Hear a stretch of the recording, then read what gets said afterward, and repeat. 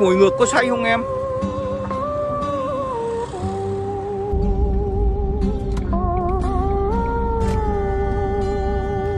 Bác đây cũng bị ốm à?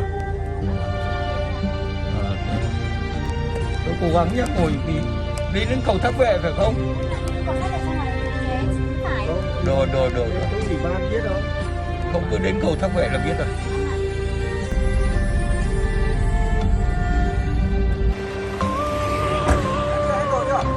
Hết rồi, hết đồ rồi.